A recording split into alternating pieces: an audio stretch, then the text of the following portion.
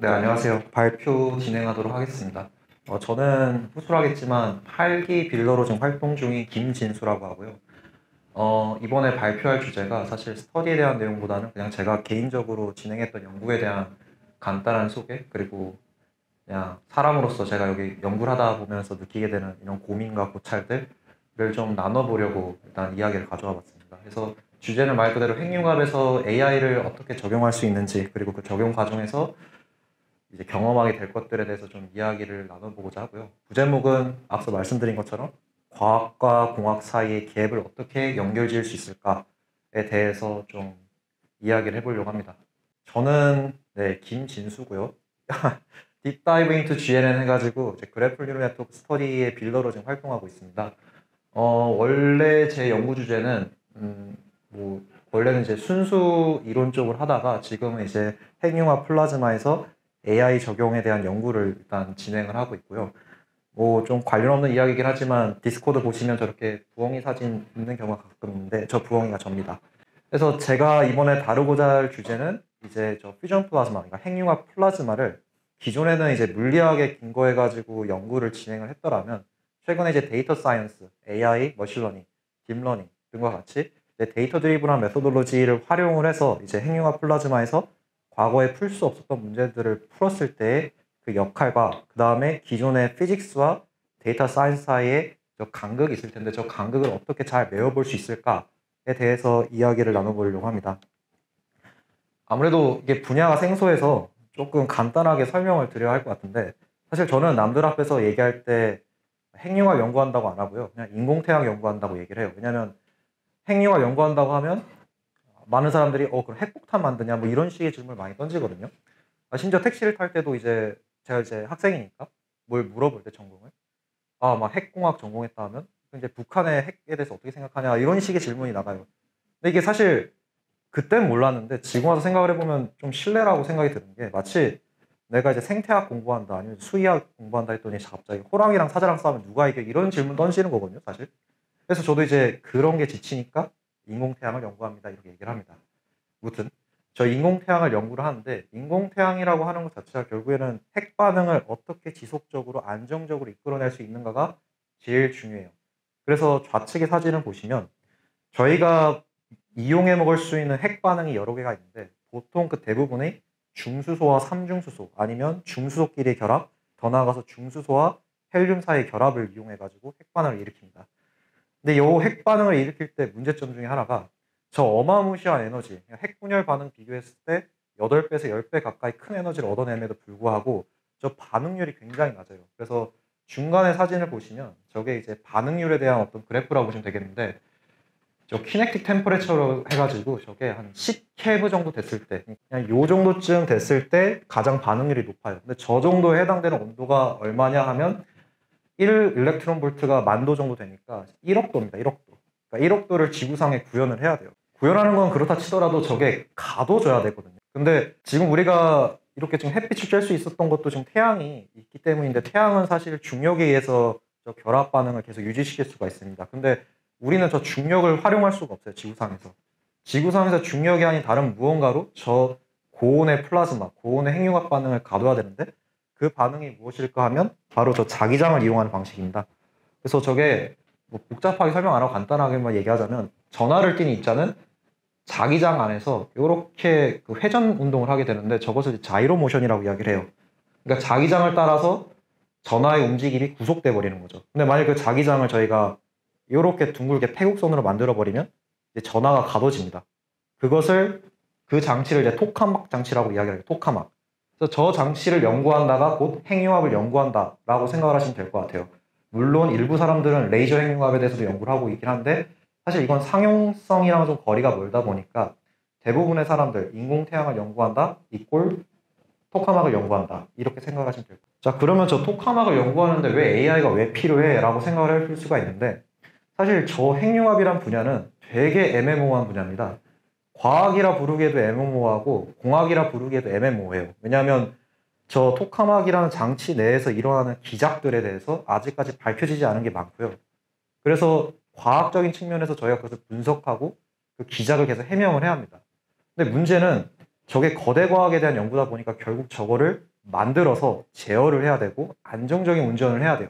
그래서 공학적 측면에서도 고려할 게 많아요. 근데 문제는 저 과학과 공학적 측면 사이에서 갭이 상당하다는 거고, 그 갭을 연결짓기에 많은 시행착오가 있었지만 결국에는 이제 AI가 등장하게 되면서 이제 슬슬 이제 풀리기 시작했다는 거죠. 그래서 그 얘기를 좀 하기 위해서 일단 우리가 지금 겪고 있는 문제가 뭔지를 좀 간단하게 설명을 하려고 하는데, 그냥 간단하게 얘기를 할게요. 그 토카막 내부에 저희가 이제 막 핵 반응이 일어날 거 아니에요. 근데 그 핵 반응이 일어나기 위해서는 그 입자들을 플라즈마 상태로 만들어야 돼요. 플라즈마가 뭐냐고 하면 그냥 쉽게 말해서 전하를 띠는 유체, 액체, 뭐 기체 이렇게 생각을 하시면 될 것 같아요. 그러니까 유체로서 만족해야 되는 유체 방정식도 만족을 해야 되는데, 전하를 띠다 보니까 전하를 띠는 입자가 만족하는 전자기장에 대한 방정식도 만족을 해야 됩니다. 그러니까 두 개의 기작이 동시에 엮여 있는 상태라고 보시면 됩니다.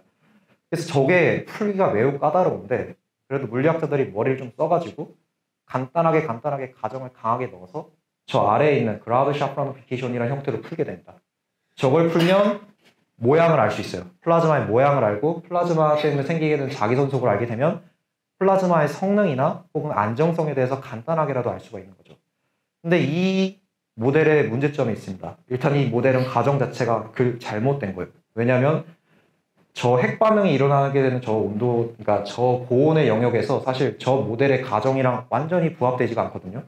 근데 신기하게도 전혀 안 맞는 모델인데 결과 예측치는 또 정확하게 잘 맞아요. 그러니까 아니 가정 자체가 잘못됐는데 왜 결과가 맞지? 근데 일단은 잘 맞으니까 일단은 씁니다. 일단은 쓰지만 그럼에도 불구하고 이제 좀 더 세부적인 현상들을 설명하기는 너무나 부족한 거죠. 그래서 그 세부적인 현상들을 설명하기 위해서 좋아, 유체로 안 보겠다, 입자 선속으로 보겠다 해서 키네틱 시어리를 가지고 오게 됩니다. 그러니까 말 그대로 입자 방정식을 푼다 이렇게 생각하시면 될 것 같아요. 근데 입자 방정식을 풀 때 뭐 이제 기하학적인 구조 고려하고 하면 되게 복잡한 식이 나오게 되는데, 저 식 자체도요, 저기 그냥 간단하게 이해해서 해명이 안 된 부분이 많아요. 저 우측에 있는 저 C라는 지금 써져 있는 항이 있죠. 저게 어떻게 작동될지 아무도 몰라요. 그냥 가정을 해야 합니다. 가정을 하고 잘 맞는 가정을 가지고 모델을 만들어 와야 됩니다. 근데 그럼에도 그나마 잘 맞는다고 하니 저 방법을 쓰긴 하는데, 문제는 저것도 단일 핵종에 대해서는 그나마 풀리는 편이지만 실제로 토카막 내부에는 핵종이 2개 이상입니다. 2개 서로 다른 핵이 결합해서 핵 반응이 일어나니까. 더 나아가서 코어와 엣지, 서로 다른 영역 내에서 물리가 완전히 다르게 적용되고요. 불순물도 생겨요, 가끔씩. 그리고 이제 핵 반응이 일어나면 또 핵 반응 때문에 생기는 기작들도 분석을 해야 돼요. 근데 여기서 얻게 되는 문제점 중에 하나가 뭐냐면, 풀기 어려운 것도 풀기 어려운 건데, 이제 뭐 리니어라이제이션 해가지고 간단하게 푼다고 하더라도 이제 시뮬레이션을 돌린다고 가정을 해보죠. 그 찰나의 순간, 1초에 해당되는 그 구간에서 제가 어떤 플라즈마의 상태를 계산한다고 했을 때 CPU가 한 1000여 개 정도 필요하고요. 그렇게 해서 그 찰나의 시점을 한번 계산하는데 수시간에서 길게는 수일이 걸리게 됩니다. 그러니까 컴퓨테이셔널 코스트가 어마무시하다는 거죠. 더 나아가서 좋아, 어떻게든 근사를 해가지고 단순하게 하자 해서 작동까지 시켰는데, 작동을 시키니까 또 문제점이 생겨요. 바로 불안정성인 거죠. 그래서 그 불안정성에 대한 원인이 많은데 그냥 간단하게만 얘기를 하자면 자기장이 찢어집니다. 그러니까 자기장이 찢어진다는 표현이 그냥 뭐 전자기학 공부한 사람은 무슨 소리야, 자기장이 어떻게 찢어져, 이렇게 얘기할 수 있는데, 전하를 띠는 유체가 흐르다 보니까 자기장이 기존 우리가 알고 있던 방식이랑 다르게 작동이 돼요. 그래서 찢어져요. 자기장이 찢어지면 그것 때문에 불안정성이 야기되고요, 무너집니다. 디스럽션이라고 해서 붕괴된다고 하는데, 저 붕괴가 되면 무슨 현상이 일어나냐면 외벽에 데미지를 주거든요. 근데 저 데미지 주는 게 뭐 그럴 수 있지라고 할 수가 없는 게, 핵반응로에서 일어나는 히트플럭스, 그러니까 열 유속이 대략 한 수 메가와트 퍼 제곱미터 정도 되고요. 태양 표면에서 지속적으로 받는 열 유속이 대략 100 메가와트 퍼 제곱미터입니다. 근데 핵융합로에서 한번 디스럽션이 일어나가지고 열 유속이 한번 생기게 되면 그게 대충 기가와트로 나옵니다. 기가와트. 1000배 이상 커지는 거죠. 재료가 못 버팁니다. 재료가 못 버티면 구현이 안 돼요. 그래서 저 문제들을 해결을 해야 합니다.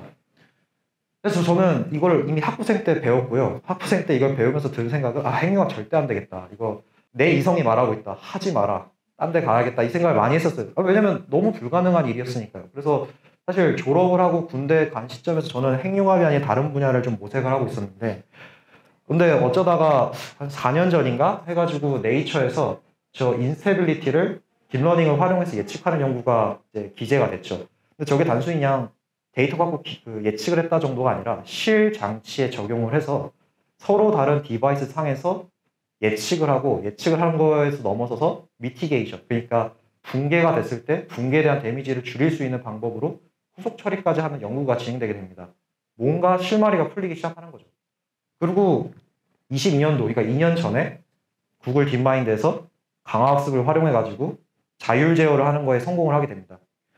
이게 보면 플라즈마 형상을 얘가 강화학습 모델을 이용해가지고 자체적으로 제어를 하는 건데 기존의 컨벤셔널 알고리즘으로도 충분히 제어할 수 있지만 얘는 더 복잡한 형태의 제어도 가능하게 되고요. 지금 이런 식으로 D자 쉐입만 제어하는 것뿐만이 아니라 역삼각형 모양으로도 제어를 하고요. 심지어는 2개 이상의 이제 플라즈마가 생기는 경우가 있거든요. 그런 복잡한 경우에 대해서도 강화학습 모델이 자체적으로 제어를 하는데 성공을 하게 됩니다. 이거에 제가 뿅 가서 핵융합 다시 해야겠다. 그래서 교수님께 다시 찾아가가지고 핵융합 연구 다시 하고 싶어요 라고 얘기를 했고요. 그래서 그 뒤로 한 2년 정도 대학원에 있는 동안에 핵융합에서 AI를 어떻게 적용할 수 있는가에 대해서 이제 연구를 진행을 했죠. 그러다가 이제 작년에 돼가지고 좀 뜻깊은 기회를 얻게 되었는데 연구과제의 일환으로 제가 이제 프린스턴에 있는 플라즈마 피직스 레버토리, 그러니까 플라즈마 물리 연구소에 방문 연구원으로 갈 기회가 얻게 됐었어요. 그래서 저 연구소가 사실 플라즈마 물리학의 본 고장입니다. 그러니까 모든 연구는 다 저기서 시작했다고 보시면 될 것 같아요. 저기 좌측에 보이시는 사람이 라이마 스피처라고 해가지고 저희 분야에서 이론 물리학의 대가라고 할 수 있는 사람인데 저분이 직접 저 연구소를 직접 창립을 했어요. 핵융합 하려면 저런 연구소 만들어서 이제 연구를 진행을 해야 한다. 이제 정부에 강력하게 어필을 했고, 그래서 사실 플라즈마에 관련된 연구는 다 합니다. 핵융합 플라즈마도 연구를 하고요. 저온 플라즈마, 제트 추진도 연구를 하고, 심지어 이제 저런 계산 코드 같은 경우에도 이제 연구를 진행을 많이 하고 있죠.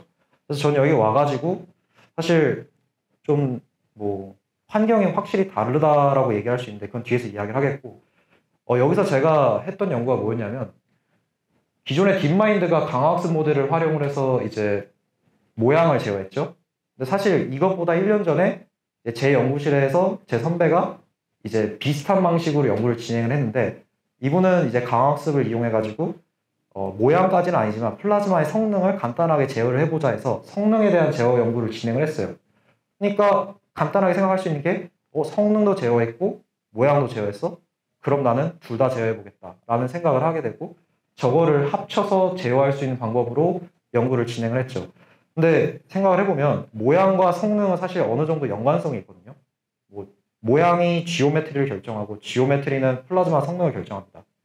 그래서 오브젝티브가 멀티 오브젝티브고요. 그 오브젝티브 사이에 non-linear relation이 존재하게 됩니다. 그래서 일반적인 강화학습 모델로 돌렸을 때 충분한 결과를 얻지 못해서 이제 뭐 MORL, 뭐 GPILS라는 알고리즘을 활용을 해가지고 이제 제어를 시뮬레이션 상에서 성공적으로 진행을 했죠. 근데 저는 사실 제어라기보다는 제어보다도 제가 이제 시뮬레이터를 직접 만들었다는 거에 대해서 좀 되게 의미가 있다라고 생각을 했어요. 왜냐하면 연구하시는 분들이 다양한 시뮬레이터들을 개발을 했지만 그 시뮬레이터들이 하나같이 되게 특수한 상황에서만 잘 맞고 좀 약간 실험 데이터랑 비교해서 이렇게 시뮬레이션을 진행을 해보면 잘 맞지 않는 구석이 있었거든요. 그래서 뭔가 이거는 데이터 컴pen세이션이 필요하다. 지속적인 데이터 컴pen세이션을 통해 가지고 실제와 유사한 시뮬레이션 환경을 만드는 게 중요할 것 같은데 기존 방법으로는 안 될 것 같다. 그래서 저는 저거를 이제 문제를 조금 포뮬레이션을 좀 잘 정의를 해서 내가 제어하고자 하는 대상에 대한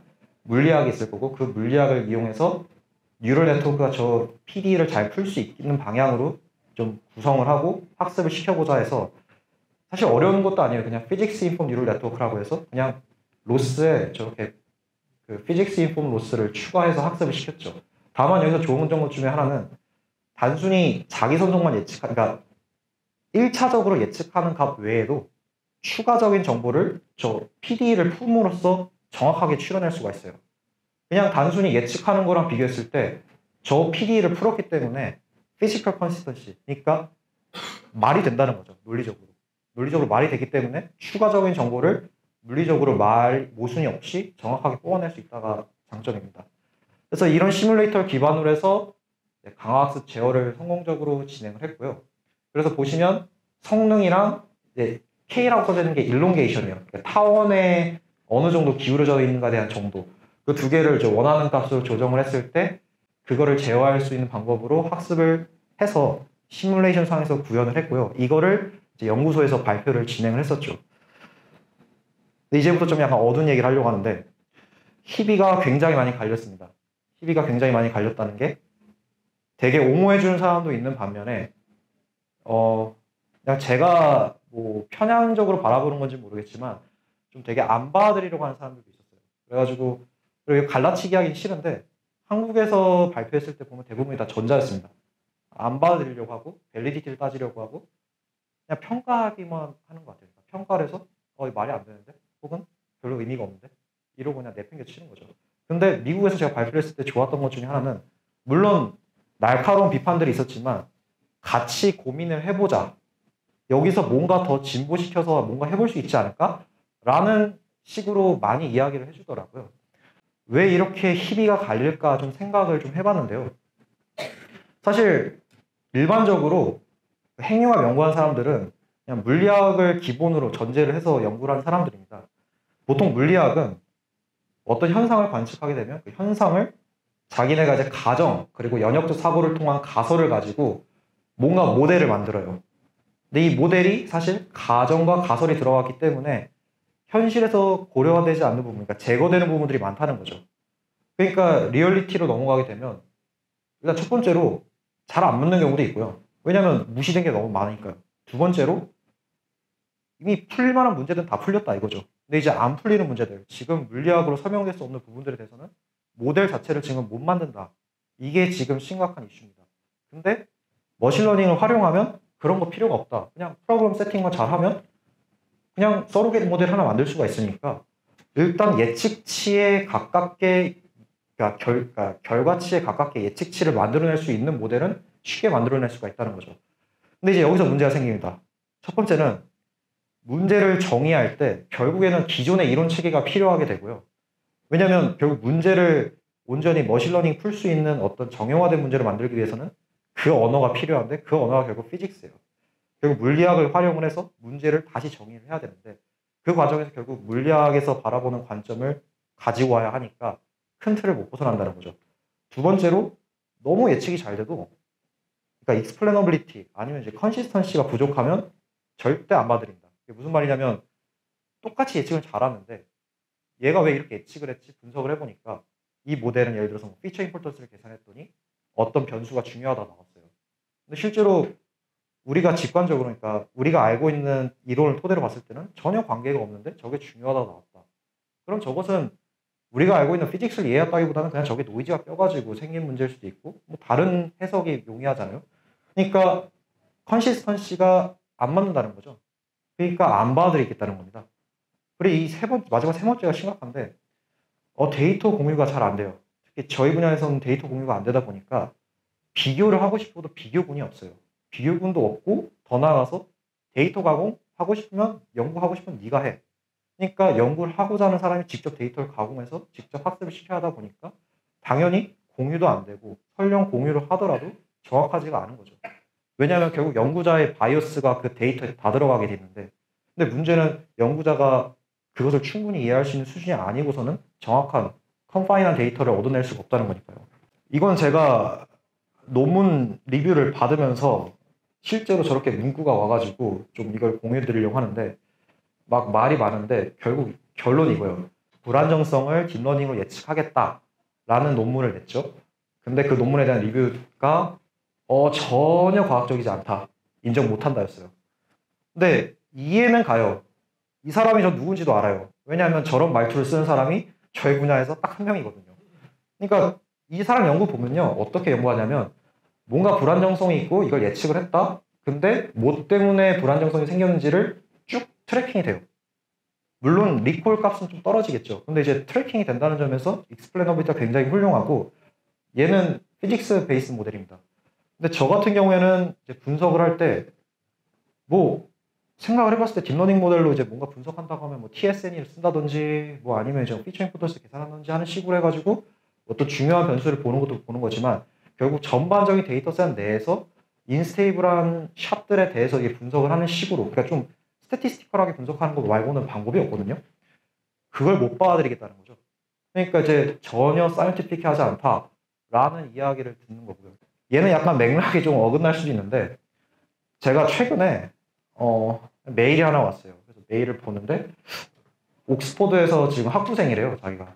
근데 제가 이제 저거 제어 관련된 연구에 대해서 저는 항상 깃허브로 공유를 해놓거든요. 그러니까 저거 관련해서 자기가 지금 공부를 하고 있는데, 지금 보니까 코드 돌리려면 데이터셋이 필요하다. 줘라. 공유 좀 하자. 이거였어요. 어림도 없죠. 그 절대 어림도 없죠. 왜냐면 생각을 해보세요. 그 데이터 제가 다 가공을 한 건데, 제가 밤낮 세워가면서 만든 데이터셋이고, 더 나아가서 연구소에서 얻은 데이터잖아요. 근데 이걸 제가 외부인에게 유출한다는 것 자체가 사실 문제거든요. 그냥 생각을 해보세요. 핵과 관련된 데이터를 아무런 생각 없이 공개를 했다? 그 어떻게 부메랑 감당할 수 있어요? 안 되잖아요. 근데 또 한편으로 저 학부생 입장이 이해가 가는 거예요. 쟤도 과거에는 저렇게 바라봤으니까. 그리고 또 답답한 거예요. 왜냐면 원해도 이제 데이터 공유를 원하는 만큼 공유할 수 없고, 나도 공유받지 못하는데, 뭔가 결국 AI를 적용하기 위해서는 결국 그런 충분한 이제 양질의 데이터셋이 필요하지만, 그걸 제가 직접 얻어내기가 힘드니까, 아, 이게 진짜 AI 어플리케이션 쪽 연구를 하는데 너무 힘든 것 같다라는 생각을 많이 했던 거죠. 그래서 나중엔 제가 이제 어떻게 바뀌냐면, 저 지금 백수거든요. 그냥 너무 심심해서 지금 박사님이랑 같이 그냥 연구 하나를 따로 하고 있어요. 근데 그 연구가 뭐냐면, 이제 설계 최적화에 관련된 연구인데, 설계 최적화 코드를 제가 이제 논문 보고 직접 코드를 짠 다음에요, 이거를 강화학습으로 최적화를 하는 거예요. 사실 이런 거 뭐 항공역학 쪽에서는 이미 하고 있는데 우리 분야에서 아무도 안 했더라고요. 그래서 그럼 블루오션이니까 이거를 논문 하나 내야겠다 해가지고 연구를 진행을 했죠.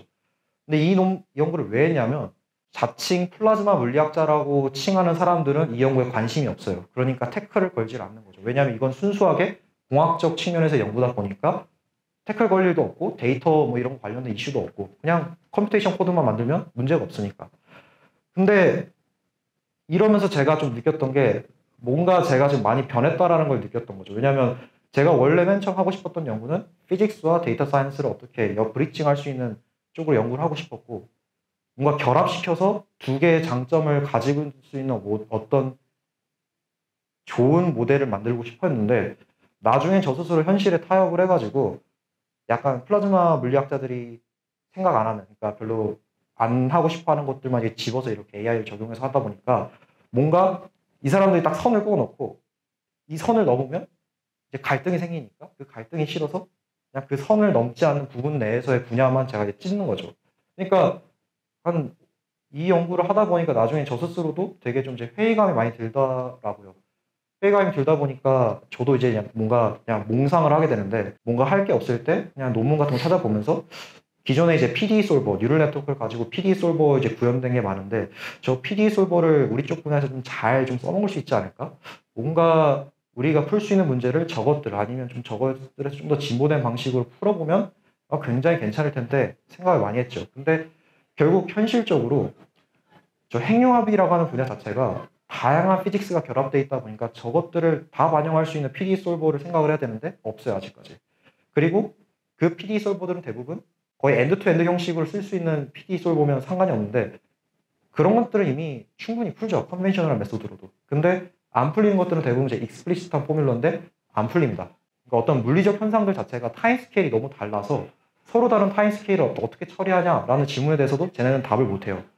그래서 이게 안 되는 걸까 하다가 결국 제가 내린 대답이 선택과 집중을 하자였어요. 그래서 이것도 그냥 간단하게 얘기를 하자면, AI가 풀 수 있는 문제가 분명히 있을 겁니다. 그 풀 수 있는 문제를 가지고 문제를 정의해서 시뮬레이션 모델을 만들어야겠다는 거죠. 그러니까 이게 어떤 식으로 잡머리를 굴렸냐면, 그러니까 뭔가 이게 수송망 정식이거든요. 그러니까 자기선속에 대한. 그리고 이것은 자기선속에 대한 어떤 평형망 정식이에요. 두 개는 분명히 그 타임 스케일 자체가 달라요. 다르지만 잘 생각을 해보면 저 타임 스케일이 이 타임 스케일보다 훨씬 빠르니까, 어차피 이거 데이터 기준으로 내가 무언가를 풀 때 얘는 평형 상태에 대한 식이다 보니 타임 스케일이 짧으면 오히려 좋다. 왜?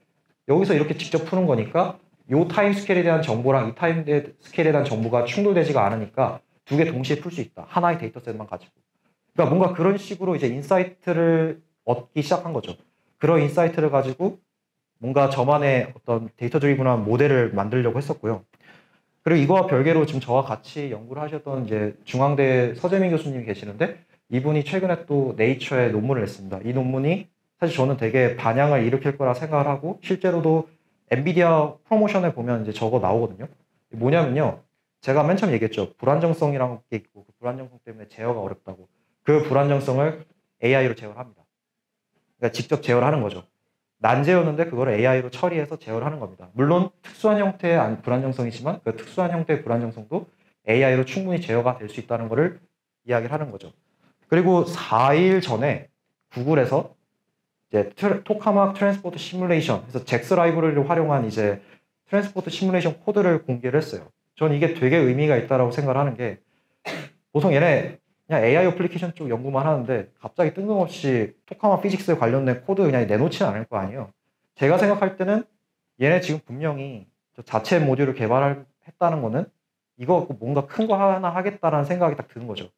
22년 전에 강화학습으로 모양을 제어했으니까 트랜스포트 코드를 푼다? 그러면 이제 더 복잡한 형태의 예를 들어서 뭐 압력에 대한 이제 분포라든지 전류에 대한 분포 아니면 온도 분포라든지 이런 것들을 세밀하게 강화학습으로 제어하려고 지금 저런 거 만드나 보다 라는 게 딱 직감적으로 딱 느낌이 오더라고요. 그래서 뭔가 큰 게 올 것 같다. 그래서 아무래도 이거를 포기하는 것보다는 그래도 이런 갈등이나 고민들이 있더라도 그래도 계속 해 나가는 게 언젠가 큰 변혁을 일으키는 데 중요하지 않을까라는 생각을 하게 된 거죠. 말이 많았는데 만들고 나니까 그냥 제 이야기만 이렇게 떠버린 것 같아요. 근데 그래도 랩업은 해야 되잖아요. 그래서 좀 정리를 하자면 핵융합, 그러니까 인공태양을 연구한다는 것 자체가 사실 그 과학과 공학 사이 그 애매모호한 무언가를 연구한다는 것 같아요. 그리고 그 사이의 간극이 너무 멀다 보니까 그 간극을 좁히기 위해서라도 AI 기술은 반드시 필요합니다. 그리고 그 AI 기술이 단순히 그 간극을 좁히기 위해서뿐만이 아니라 기존 방법론에서는 전혀 손댈 수 없었던 그런 문제들을 해결했죠. 예를 들어서 불안전성 예측부터 시작해서 저거를 제어한다든지. 물론 한계점도 있을 거고요. 그거 도입하는 과정에서 많은 갈등도 있을 겁니다. 그렇지만 부정할 수 없는 사실은 AI 자체가 핵융합 분야에서도 높은 잠재성을 가지고 있다는 것. 그리고 그 두 간극을 메워줄 수 있는 다리 역할을 분명히 AI가 해줄 수 있을 거라는 그런 믿음이 있지 않을까. 그래서 그런 믿음을 가지고 저는 오늘도 핵융합을 연구합니다. 그래서 발표는 여기까지고요. 들어주셔서 감사합니다.